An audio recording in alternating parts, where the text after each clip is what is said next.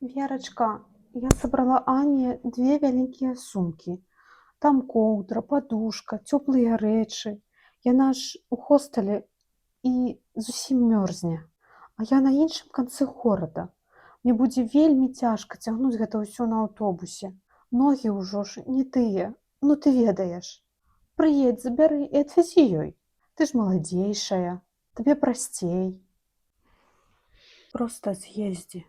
Ну патраціш ты вечар у транспарце. Пацягаеш гэтыя клункі, затое яна перастане званіць. Ты ж яе ведаеш. Калі ты не прыедзеш, ты будзеш вінавата ва ўсім.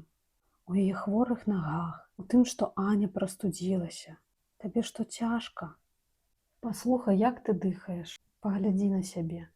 Ты выглядаеш так, нібы ўжо цягаеш гэтыя клункі, хоць ты яшчэ і не згадзілася.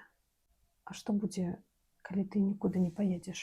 І ты дазволіш заўважыць сваю стомленасць, а не маміну крыўду? Мам, я не прыеду.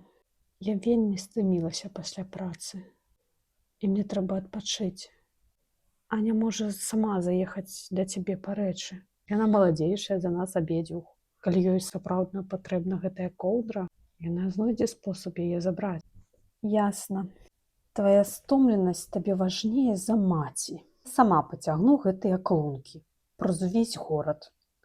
Спадзяюся, табе будзе добра адпачувацца, пакуль я буду задыхацца ў аўтобусе. Раней я б ужо апраналася. Бегла б, каб не чуць гэтага папроку, каб не быць дрэннай. А сёння я сижу дома і адчуваю, гэтыя сумкі не мае, і гэтая віна не мая.